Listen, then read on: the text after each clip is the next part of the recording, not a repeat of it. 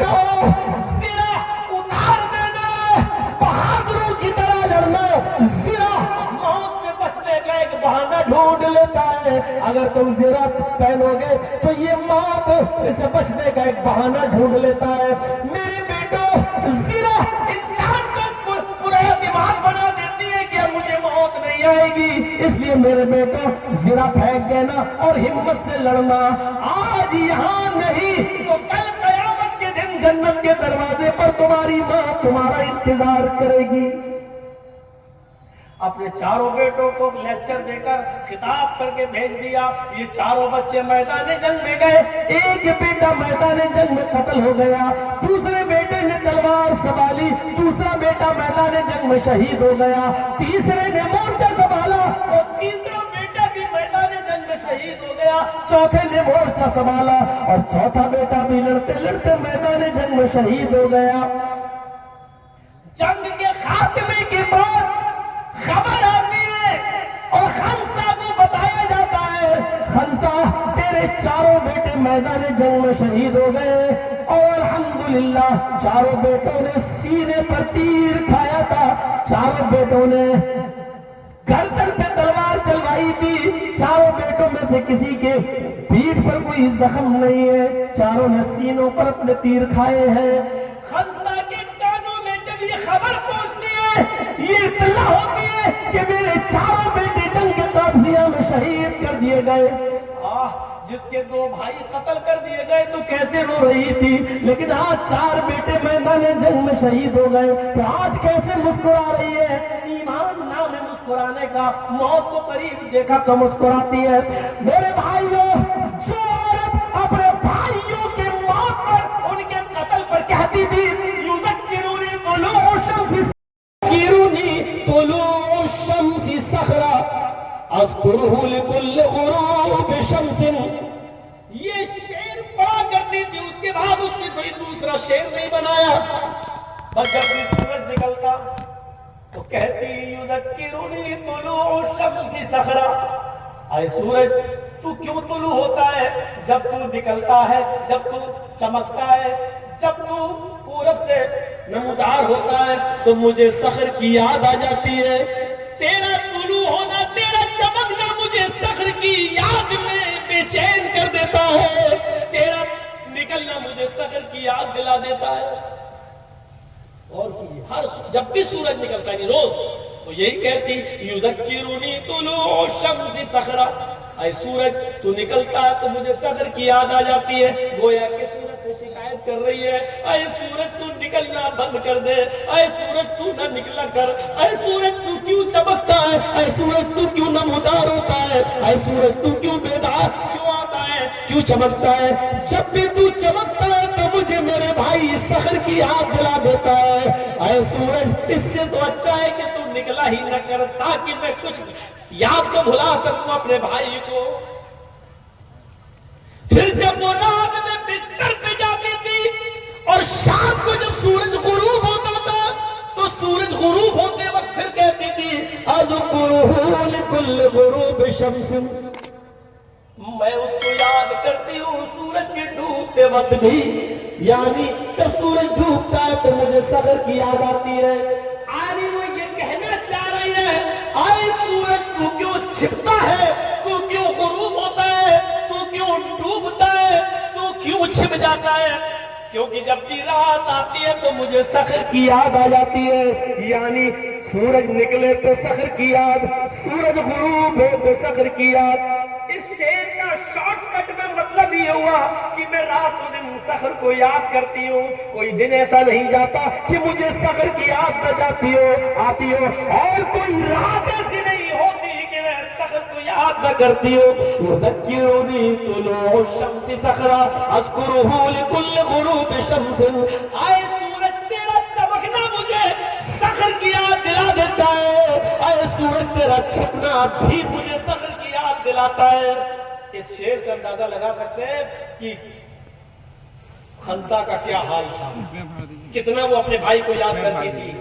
ان کی موت، بھائیوں کی موت خنسا کے اوپر بجلی بن کر گر گئی تھی، لیکن یہی خنسا جو سن 8 ہجری میں اسلام لاتی ہے، اس کے شوہر کا انتقال ہو جاتا ہے، اپنے 4 بچوں کی پرورش اکیلے اپنے کرتی ہے، بھائی مار دیے گئے، بھائی پہلے سے قتل کر دیے گئے، اکیلے دم پر اپنے 4 بچوں کو پالتی ہے۔ آج 16 ہجری ہے، 8 سال کے بعد 16 ہجری کو حضرت عمر فاروق قادسیہ کی جنگ میں جا رہے ہیں، پورا گروہ قادسیہ کی جنگ کے لیے نکل رہا ہے، پورا قافلہ جنگ قادسیہ کے لیے روانہ ہو رہا ہے۔ اب اسلام لانے والے یہ بچے بھی پیچھے کیسے رہ سکتے ہیں؟ حضرت خنسا ایک بیٹے کو نہیں، 2 کو نہیں، 3 کو نہیں، بلکہ اپنے 4 بیٹوں کو اس میدان جنگ میں بھیج دیے، جس کے 2 بھائی انتقال کر گئے، مار دیے گئے، تو خنسا پاگل تھی، اپنے بھائی کو یاد کرتی تھی۔ یہ زمانے جاہلیت کا دور تھا۔ اسلام لانے کے بعد، ایمان لانے کے بعد اب اس کو پرواہ نہیں ہے، یہ 4 بیٹے اگر چاروں قتل ہو گئے تو میرا کیا ہوگا، میری دیکھ ریکھ کون کرے گا، کوئی پرواہ نہیں، اپنے 4 بیٹوں کو میدان جنگ میں روانہ کرتی ہے۔ اور جب یہ 4 بچے دروازے تک پہنچتے ہیں، گھوڑا لے کر، تلوار لے کر جب دروازے تک پہنچتے ہیں تو خنسا کا خطبہ سنو، خنسا کی تقریر سنو، خنسا کا خطاب سنو، خنسا کا لیکچر سنو۔ خنسا کہتی ہے میرے بچوں جا رہے ہیں، یاد رکھنا میں اسلام کے جھنڈے کو گرتا ہوا نہیں دیکھ سکتی۔ آئے میرے بیٹوں، ایک بات یاد رکھنا، جس طرح تمہاری ماں ایک ہے، تم 4 بچوں کی ماں ایک ہے، اسی طریقے سے تم 4 بچوں کا باپ بھی ایک ہے۔ ماں اپنے بیٹوں سے کہہ رہی ہے جس طرح تمہاری ماں 4 کی ایک ہے، تمہارا باپ بھی ایک ہے۔ یعنی آئے میرے بیٹوں، میں اللہ کی قسم کھا کے کہتی ہوں کہ میں نے تمہارے باپ کی امانت میں کوئی خیانت نہیں کی ہے۔ ایسا نہیں کہ کسی کی رگوں میں کسی باپ کا خون اور کسی کی رگوں میں کسی دوسرے باپ کا، نہیں۔ اے میرے بیٹوں، تم سب نے اپنی ماں کا دودھ پیا ہے تو تم سب کی رگوں میں ایک ہی باپ کا خون دوڑ رہا ہے، تم سب ایک ہی ماں کے بیٹے ہو تو ایک ہی باپ کے بھی بیٹے ہو۔ اے میرے بیٹوں، میدان جنگ میں تیر اگر آئے تو تیر میں پیٹھ پر نہیں دیکھنا چاہتی، میدان جنگ میں اگر لڑنا ہے تو بہادروں کی طرح لڑنا، تیر کھانا ہے تو سینے پہ تیر کھانا۔ اے میرے بیٹوں، میں تیر کو تمہارے پشت پر پیٹھ پر نہیں دیکھنا چاہتی۔ اے میرے بیٹوں، سرہ اتار دینا، بہادروں کی طرح لڑنا، سرہ موت سے بچنے کا ایک بہانہ ڈھونڈ لیتا ہے، اگر تم زرہ پہنو گے تو یہ موت سے بچنے کا ایک بہانہ ڈھونڈ لیتا ہے۔ میرے بیٹوں، زرہ انسان کو پورا دماغ بنا دیتی ہے کہ مجھے موت نہیں آئے گی، اس لیے میرے بیٹوں زرہ پھینک دینا اور ہمت سے لڑنا۔ آج یہاں نہیں تو کل قیامت کے دن جنت کے دروازے پر تمہاری ماں تمہارا انتظار کرے گی۔ اپنے 4 بیٹوں کو لیکچر دے کر خطاب کر کے بھیج دیا۔ یہ 4 بچے میدان جنگ میں گئے، ایک بیٹا میدان جنگ میں قتل ہو گیا، دوسرے بیٹے نے تلوار سنبھالی، دوسرا بیٹا میدان جنگ میں شہید ہو گیا، تیسرے نے مورچہ سنبھالا اور تیسرا بیٹا بھی میدان جنگ میں شہید ہو گیا، چوتھے نے مورچہ سنبھالا اور چوتھا بیٹا بھی لڑتے لڑتے میدان جنگ میں شہید ہو گیا۔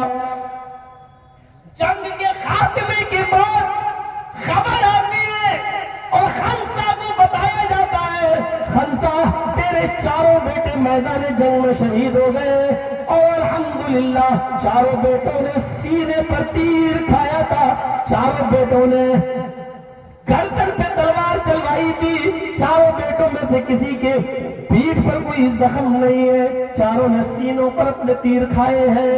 خنسا کے کانوں میں جب یہ خبر پہنچتی ہے، یہ اطلاع ہوتی ہے کہ میرے 4 بیٹے جنگ کے تجزیہ میں شہید کر دیے گئے. جس کے 2 بھائی قتل کر دیے گئے تو کیسے رو رہی تھی, لیکن آج 4 بیٹے میدان جنگ میں شہید ہو گئے تو آج کیسے مسکرا رہی ہے. ایمان نام ہے مسکرانے کا, موت کو قریب دیکھا تو مسکراتی ہے. میرے بھائیوں, جو عورت اپنے بھائیوں کے موت پر, ان کے قتل پر کہتی تھی یذکرونی طلوع الشمس صخرا اذکرہ لکل غروب شمس, آج وہی عورت اپنے 4 بیٹوں کی شہادت پر کیا پڑھ رہی ہے؟